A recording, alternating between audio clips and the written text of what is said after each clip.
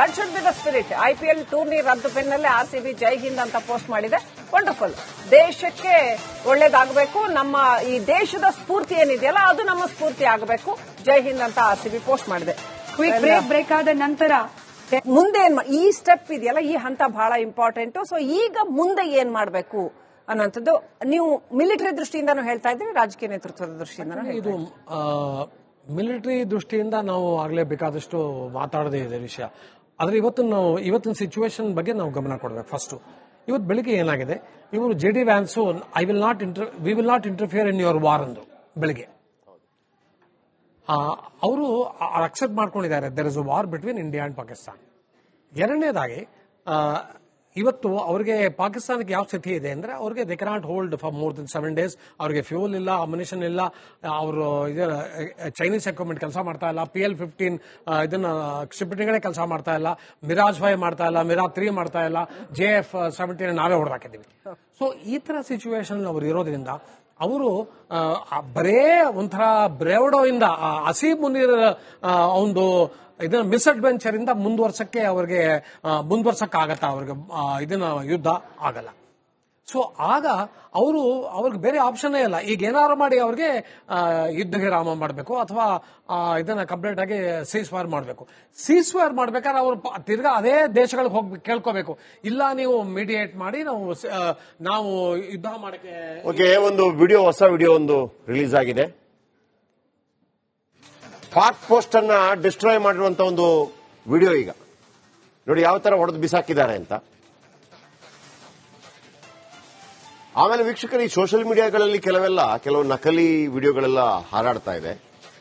So ದಯವಿಟ್ಟು ಅರ್ಥ ಮಾಡ್ಕೋಬೇಕು. ಹಾಗಾಗಿ ರಿಪಬ್ಲಿಕ್ ಕನ್ನಡ ಕೆಲವು ವಿಡಿಯೋಗಳನ್ನ ನಿಮ್ಗೆ ಸ್ವಲ್ಪ ಸಮ್ಟೈಮ್ಸ್ ಲೇಟ್ ಆದ್ರೂ ಕರೆಕ್ಟ್ ಮಾಹಿತಿಯೊಂದಿಗೆ ನಿಮಗೆ ಕೊಡ್ತೀವಿ. ಯಾಕಂದ್ರೆ ಕೆಲವು ಸುಳ್ಳು ಸುದ್ದಿಗಳು ಬಹಳಷ್ಟು ಹರಿದಾಡ್ತಾ ಇದೆ ಕೂಡ. ಯಾಕಂದ್ರೆ ಕರಾಚಿ ಧ್ವಂಸ ಆಯಿತು, ಮತ್ತೊಂದು ಕರಾಚಿ ಬಂದ್ರು, ಅದೆಲ್ಲ ಅಲ್ಲ. ಅದು ಬೇರೆ ಬೇರೆ ರೀತಿಯಲ್ಲಿ ಕೆಲವು ಮಾಹಿತಿಗಳನ್ನ ಬೇರೆ ಬೇರೆ ರೀತಿಯಲ್ಲಿ ಎರಡೂ ಕಡೆಗಳು ಕೂಡ ಲೀಕ್ ಆಗ್ತಾ ಇದೆ. ಆದರೆ ರಿಪಬ್ಲಿಕ್ ನೆಟ್ವರ್ಕ್ ನಲ್ಲಿ ನಿಮಗೆ ಅಳೆದು ತೂಗಿ ಅದು ಕನ್ಫರ್ಮ್ಡ್ ಆದ ನಂತರ ನಿಮಗೆ ಮಾಹಿತಿಯನ್ನು ಕೊಡ್ತಾ ಇದ್ದೀವಿ. ಇದು ಪಕ್ಕಾ ನೋಡಿ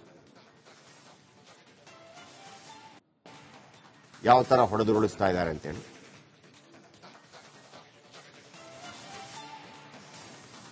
ಆಮೇಲೆ ಒಂದು ವಿಷಯ, ಮತ್ತೊಂದು S-400 ಬಗ್ಗೆ ತುಂಬಾ ಚರ್ಚೆ ಆಗ್ತಾ ಇದೆ. S-400 ಹೊರತಾಗಿ ಕೂಡ ನಮ್ಮ ಬಳಿ ಅನೇಕ ಏರ್ ಡಿಫೆನ್ಸ್ ಸಿಸ್ಟಮ್ ಇದೆ, ಮಲ್ಟಿ ಏರ್ ಡಿಫೆನ್ಸ್ ಸಿಸ್ಟಮ್ ಇದೆ. ಅದರ ಬಗ್ಗೆ ಕೂಡ ಹೇಳ್ತೀವಿ. ಯಾಕಂದ್ರೆ ಈ ಸಣ್ಣ ಪುಟ್ಟದಕ್ಕೆಲ್ಲ ನಾವು S-400 ಬಳಸೋದಕ್ಕಾಗೋದಿಲ್ಲ. ಅದರ ಬಗ್ಗೆ ಕೂಡ ಮಾತಾಡೋಣ. ಮತ್ತೆ ಬಹಳ ಆಶ್ಚರ್ಯಕರವಾಗಿರುವಂತದ್ದು ಏನಂತಂದ್ರೆ, ಸಾಧಾರಣವಾಗಿರುತ್ತೆ S-400 ಈಗ ಸಾಧಾರಣವಾಗಿ ಒಂದು ಬಾಂಬ್, ಅದನ್ನು ನಾವು ಬಳಸಬಹುದು, ಅವರು ಬಳಸಬಹುದು, ಯಾರ ಕೈಯಲ್ಲಿರುತ್ತೆ ಅದು ಮುಖ್ಯ. ಆದರೆ ನಾವು S-400 ಬಗ್ಗೆ ನೆನ್ನೆನೇ ಮಾತಾಡ್ತಾ ಇದ್ದೀವಿ. ಆಗಸದಲ್ಲಿ ಯಾವುದೊಂದು ಕ್ಷಿಪಣಿ ಬಂತಪ್ಪ, ಮಿಸೈಲ್ ಬಂತಪ್ಪ, ಅದು ಅವ್ರದ್ದು ಅಂತ ಹೆಂಗ್ ಪತ್ತೆ ಹಚ್ಚುತ್ತೆ ಅನ್ನುವಂತ ಒಂದು ಕುತೂಹಲ ಖಂಡಿತವಾಗ್ಲೂ ಇರುತ್ತೆ. ಅದರ ಬಗ್ಗೆ ಕೂಡ ಮಾತಾಡೋಣ. ಇನ್ನೂ ಕೂಡ ಭಾರತ ಮತ್ತು ಪಾಕಿಸ್ತಾನ ವಾರ್ ಅಂದ್ರೆ ಸನ್ನಿವೇಶ ಇದೆ ಬಿಟ್ರೆ ವಾರ್ ಡಿಕ್ಲೇರ್ಡ್ ಅಂತ ಆಗಿಲ್ಲ ಇನ್ನೂ ಕೂಡ. ಹಾಗಾಗಿ ಮುರಳಿ ಸರ್ ಹೇಳ್ತಾ ಇದ್ರು, ಅಮೆರಿಕ ಹೇಳ್ಬಿಟ್ಟಿದೆ ನನಗಿದಕ್ಕೆ ಸಂಬಂಧ ಇಲ್ಲಪ್ಪ, ಅದು ನಿಮ್ದು ಏನ್ ಬೇಕಾದ್ರೆ ಮಾಡ್ಕೊಳ್ಳಿ, ನಾವು ಇದಕ್ಕೆ ಇಂಟರ್ಫಿಯರ್ ಆಗೋದಿಲ್ಲ. ನಾವು ಒಂದ್ ಹೇಳ್ಬೋದು, ನೋಡ್ರಪ್ಪ ಶಾಂತಿ ಕಾಪಾಡಿ, ವಾರ್ ನಿಲ್ಸಿ, ನೀವು ಅಟ್ಯಾಕ್ ಮಾಡಬೇಡಿ, ಅವರು ಅಟ್ಯಾಕ್ ಮಾಡಿ ಅಂತ ನಾವು ಹೇಳಲ್ಲ ಅಂತ. ಎರಡನೇದಾಗಿ ಚೀನಾ ಕೂಡ ಕಂಪ್ಲೀಟ್ ಆಗಿ ಕೈ ಎತ್ತದಂಗೆ ಕಾಣ್ತಾ ಇದೆ. ಯಾಕಂದ್ರೆ ಅವರು ಹರಾಜಾಗ್ತಾ ಇದ್ದಾರೆ. ಅವರ ಎಲ್ಲಾ ಇಕ್ವಿಪ್ಮೆಂಟ್ಸ್ಗಳು ಎಲ್ಲವೂ ಕೂಡ ಡಬ್ಬ ಅನ್ನೋದು ಪ್ರೂವ್ ಆಗ್ತಾ ಇದೆ. ಅವರನ್ನ ಕೇಳೇ ಬಿಟ್ರು. ಇಲ್ಲ, ಅವರು ಹೇಳಿದ್ರು ನಮಗದು ಗೊತ್ತಿಲ್ಲ, ಅದು ಅವರಿಬ್ಬರ ನಡುವಿನ ವಿಚಾರ, ನಾವು ಅದಕ್ಕೆ ತಲೆ ಹಾಕಲ್ಲ, ನಂಬರ್ 1. ಎರಡನೇದಾಗಿ ಕೆಲವು ವಿಮಾನಗಳನ್ನ ಹೊಡೆದುರುಳಿಸಿದ್ರಲ್ಲ, ಕೆಲವೆಲ್ಲ ವರ್ಕ್ ಆಗ್ತಾ ಇಲ್ವಲ್ಲ ಅಂತಂದ್ರೆ ಅದೆಲ್ಲ ನಮ್ಗೆ ಗೊತ್ತಿಲ್ಲಪ್ಪ ಅಂತ ಹೇಳಿ ಜಾರ್ಕೊಂಡ್ಬಿಟ್ರು. ಎಸ್, ಮುಂದುವರಿಸ್ತಾ ಇದ್ರಿ ನೀವು, ಏನಾಗ್ಬೇಕು ಈ ಸಿಚುವೇಶನ್ ಅಲ್ಲಿ ಅನ್ನೋದು. ಈಗ ಪಾಕಿಸ್ತಾನದ ಮುಂದೆ ಇರೋದು ಒಂದೇ ಒಂದು ಆಪ್ಷನ್ ತರ ಕಾಣಿಸ್ತಾ ಇದೆ ನನಗೆ. ಅವರು ಆಸಿಫ್ ಮುನೀರ್ ಅವರ ಪರ್ಸನಲ್ ಅಜೆಂಡಾನ ದೂರಕ್ಕಿಟ್ಬಿಟ್ಟು ಅವರು ತಿರ್ಗಾ ಇಲ್ಲ ಏನಾದ್ರು ಮಾಡಿ ಇದನ್ನ ಕಾರ್ಗಿಲ್ 1999 ರಿಪೀಟ್ ಬಿಲ್ ಕ್ಲಿಂಟನ್ ಇಂಟರ್ವ್ಯೂನ್ ಮಾಡಿ ನಮ್ಮ ಇದನ್ನ ಯುದ್ಧಕ್ಕೆ ಮುಕ್ತಾಯ ಹಾಡಿದ್ರು. ಆ ತರ ಒಂದು ಇದನ್ನ ಅವರು ಬಂದು ಒಂದು ರಿಕನ್ಸಿಲಿಯೇಟರಿ ಟೋನ್ ಅಲ್ಲಿ ನಾವು ಎಸ್ಕಲೇಟ್ ಮಾಡಲ್ಲ, ನಮ್ಮ ಇಲ್ಲಿಗೆ ಮುಗಿಸ್ಬೇಡ ನಮ್ದು ಇದು ಶಾರ್ಟ್ ಕನ್ಫ್ರಂಟೇಷನ್ ಅಂತ ಅವ್ರು ಏನಾದ್ರು ಹೇಳಿದ್ರೆ ಆಗ ಇಂಡಿಯಾ ಎದುರಿಗೆ ಒಂದು ಆಪ್ಷನ್ ಇದೆ. 50 ಜನದ ನಾವು ಲಿಸ್ಟ್ ಮಾಡಿದ್ವಿ, ಇವರು ಆ ಭಯೋತ್ಪಾದಕರ ಲಿಸ್ಟ್ ಮಾಡಿದ್ವಿ, ಕೊಡಿ ಅವ್ರನ್ನ ನಮ್ಗೆ, ಅವ್ರ ಕೊಡಿ ಅವ್ರನ್ನ ಅದನ್ನ ನಾವು ಬಹಳ ದಿವಸದ ಕೇಳ್ತಾನೆ ಇದೀವಿ, ನೀವು ಒಪ್ಕೊಳ್ಳಿ, ನೀವು ಇಷ್ಟು ದಿವಸ ಪ್ರಾಕ್ಸಿ ವಾರ್ ಮಾಡ್ತಾ ಇದ್ರಿ ಅಂತ ಅವ್ರು ಕೊಡಿ 50 ಜನನ.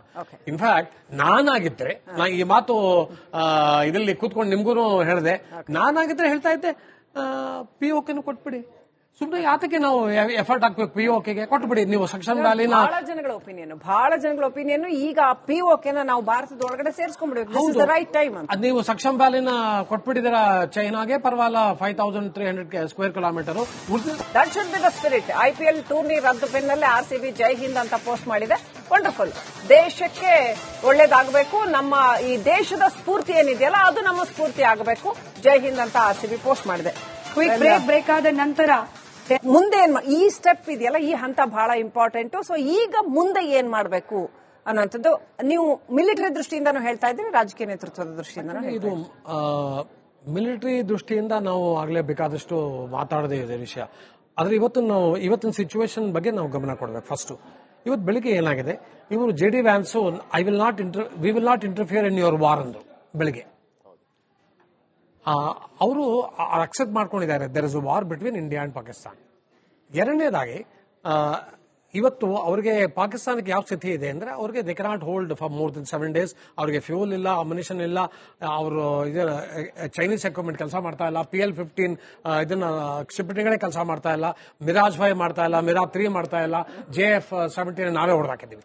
ಸೊ ಈ ತರ ಸಿಚುವೇಶನ್ ಅವರು ಇರೋದ್ರಿಂದ ಅವರು ಬರೇ ಒಂಥರ ಬ್ರೇವಡೋ ಇಂದ ಅಸೀಬ್ ಮುನೀರ್ ಒಂದು ಇದನ್ನ ಮಿಸ್ಅಡ್ವೆಂಚರ್ ಇಂದ ಮುಂದುವರ್ಸಕ್ಕಾಗತ್ತ ಅವ್ರಿಗೆ ಇದನ್ನ ಯುದ್ಧ ಆಗಲ್ಲ.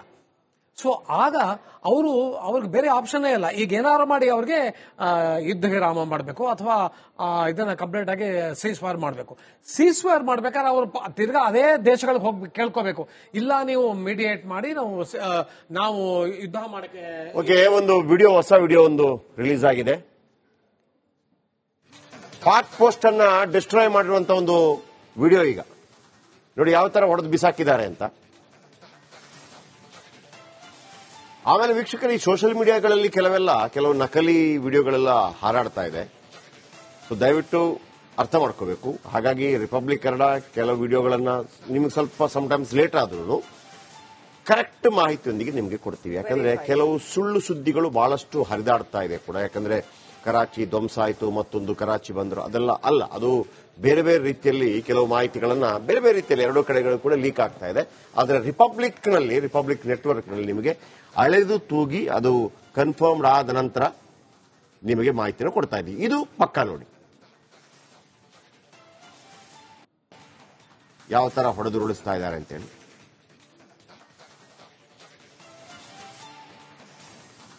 ಆಮೇಲೆ ಒಂದು ವಿಷಯ, ಮತ್ತೊಂದು S-400 ಬಗ್ಗೆ ತುಂಬಾ ಚರ್ಚೆ ಆಗ್ತಾ ಇದೆ.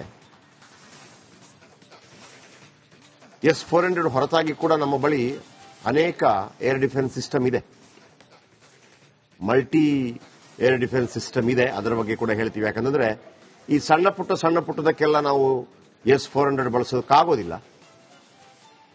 ಅದರ ಬಗ್ಗೆ ಕೂಡ ಮಾತಾಡೋಣ. ಮತ್ತೆ ಬಹಳ ಆಶ್ಚರ್ಯಕರವಾಗಿರುವಂತದ್ದು ಏನಂತಂದ್ರೆ, ಸಾಧಾರಣವಾಗಿರುತ್ತೆ S-400 ಈಗ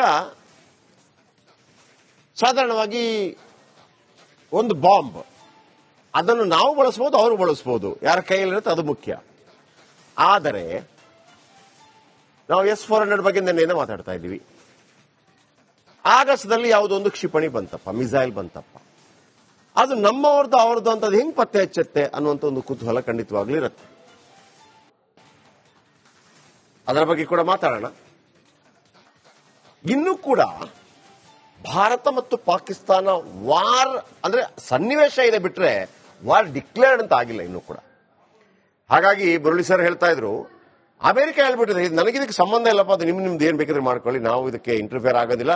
ನಾವು ಒಂದ್ ಹೇಳ್ಬೋದು, ನೋಡ್ರಪ್ಪ ಶಾಂತಿ ಕಾಪಾಡಿ, ವಾರ್ ನಿಲ್ಸಿ, ನೀವು ಅಟ್ಯಾಕ್ ಮಾಡಬೇಡಿ, ಅವ್ರು ಅಟ್ಯಾಕ್ ಮಾಡಿ ಅಂತ ನಾವು ಹೇಳಲ್ಲ ಅಂತ. ಎರಡನೇದಾಗಿ ಚೀನಾ ಕೂಡ ಕಂಪ್ಲೀಟ್ ಆಗಿ ಕೈ ಎತ್ತದಂಗೆ ಕಾಣ್ತಾ ಇದೆ. ಯಾಕಂದ್ರೆ ಅವರು ಹರಾಜಾಗ್ತಾ ಇದ್ದಾರೆ, ಅವರ ಎಲ್ಲಾ ಇಕ್ವಿಪ್ಮೆಂಟ್ಸ್ಗಳು ಎಲ್ಲವೂ ಕೂಡ ಡಬ್ಬ ಅನ್ನೋದು ಪ್ರೂವ್ ಆಗ್ತಾ ಇದೆ. ಅವರನ್ನ ಕೇಳೇ ಬಿಟ್ರು. ಇಲ್ಲ ಅವ್ರು ಹೇಳಿದ್ರು ನಮಗದು ಗೊತ್ತಿಲ್ಲ, ಅದು ಅವರಿಬ್ಬರ ನಡುವಿನ ವಿಚಾರ, ನಾವು ಅದಕ್ಕೆ ತಲೆ ಹಾಕಲ್ಲ, ನಂಬರ್ 1. ಎರಡನೇದಾಗಿ ಕೆಲವು ವಿಮಾನಗಳನ್ನ ಹೊಡೆದುರುಳಿಸಿದ್ರಲ್ಲ, ಕೆಲವೆಲ್ಲ ವರ್ಕ್ ಆಗ್ತಾ ಇಲ್ವಲ್ಲ ಅಂತಂದ್ರೆ ಅದೆಲ್ಲ ನಮ್ಗೆ ಗೊತ್ತಿಲ್ಲಪ್ಪ ಅಂತ ಹೇಳಿ ಜಾರ್ಕೊಂಡ್ಬಿಟ್ರು. ಎಸ್, ಮುಂದುವರಿಸ್ತಾ ಇದ್ರಿ ನೀವು, ಏನಾಗ್ಬೇಕು ಈ ಸಿಚುವೇಶನ್ ಅಲ್ಲಿ ಅನ್ನೋದು. ಈಗ ಪಾಕಿಸ್ತಾನದ ಮುಂದೆ ಇರೋದು ಒಂದೇ ಒಂದು ಆಪ್ಷನ್ ತರ ಕಾಣಿಸ್ತಾ ಇದೆ ನನಗೆ. ಅವರು ಆಸಿಫ್ ಮುನೀರ್ ಅವರ ಪರ್ಸನಲ್ ಅಜೆಂಡಾನ ದೂರಕ್ಕಿಟ್ಬಿಟ್ಟು ಅವರು ತಿರ್ಗಾ ಇಲ್ಲ ಏನಾದ್ರು ಮಾಡಿ ಇದನ್ನ ಕಾರ್ಗಿಲ್ 1999 ರಿಪೀಟ್ ಬಿಲ್ ಕ್ಲಿಂಟನ್ ಇಂಟರ್ವ್ಯೂನ್ ಮಾಡಿ ನಮ್ಮ ಇದನ್ನ ಯುದ್ಧಕ್ಕೆ ಮುಕ್ತಾಯ ಹಾಡಿದ್ರು. ಆ ತರ ಒಂದು ಇದನ್ನ ಅವರು ಬಂದು ಒಂದು ರಿಕನ್ಸಿಲಿಯೇಟರಿ ಟೋನ್ ಅಲ್ಲಿ ನಾವು ಎಸ್ಕಲೇಟ್ ಮಾಡಲ್ಲ, ನಮ್ಮ ಇಲ್ಲಿಗೆ ಮುಗಿಸ್ಬೇಡ, ನಮ್ದು ಇದು ಶಾರ್ಟ್ ಕನ್ಫ್ರಂಟೇಷನ್ ಅಂತ ಅವ್ರು ಏನಾದ್ರು ಹೇಳಿದ್ರೆ ಆಗ ಇಂಡಿಯಾ ಎದುರಿಗೆ ಒಂದು ಆಪ್ಷನ್ ಇದೆ. 50 ಜನದ ನಾವು ಲಿಸ್ಟ್ ಮಾಡಿದ್ವಿ, ಇವರು ಆ ಭಯೋತ್ಪಾದಕ ಲಿಸ್ಟ್ ಮಾಡಿದ್ವಿ, ಕೊಡಿ ಅವ್ರನ್ನ ನಮ್ಗೆ, ಅವ್ರ ಕೊಡಿ ಅವ್ರನ್ನ. ಅದನ್ನ ನಾವು ಬಹಳ ದಿವಸದ ಕೇಳ್ತಾನೆ ಇದೀವಿ, ನೀವು ಒಪ್ಕೊಳ್ಳಿ, ನೀವು ಇಷ್ಟು ದಿವಸ ಪ್ರಾಕ್ಸಿ ವಾರ್ ಮಾಡ್ತಾ ಇದ್ರಿ ಅಂತ ಅವ್ರು ಕೊಡಿ 50 ಜನನ. ಇನ್ಫ್ಯಾಕ್ಟ್ ನಾನಾಗಿದ್ರೆ, ನಾ ಈ ಮಾತು ಇದರಲ್ಲಿ ಕೂತ್ಕೊಂಡು ನಿಮ್ಗೂ ಹೇಳಿದೆ, ನಾನಾಗಿದ್ರೆ ಹೇಳ್ತಾ ಇದ್ದೆ POKನು ಕೊಟ್ಬಿಡಿ, ಸುಮ್ಮನೆ ಯಾತಕ್ಕೆ ನಾವು ಎಫರ್ಟ್ ಹಾಕ್ಬೇಕು, POKಗೆ ಕೊಟ್ಬಿಡಿ ನೀವು. ಸೆಕ್ಷನ್ ವ್ಯಾಲಿನ ಬಹಳ ಜನಗಳ ಒಪಿನಿಯನ್ ಈಗ POKನ ನಾವು ಭಾರತದ ಒಳಗಡೆ ಸೇರಿಸ್ಕೊಂಡ್ಬಿಡ್ಬೇಕು, ರೈಟ್ ಟೈಮ್ ಅಂತ. ನೀವು ಸೆಕ್ಷನ್ ವ್ಯಾಲಿನ ಕೊಟ್ಬಿಟ್ಟಿದ್ದೀರಾ ಚೈನಾಗೆ, ಪರವಾಗಿಲ್ಲ 5300 ಸ್ಕ್ವೇರ್ ಕಿಲೋಮೀಟರ್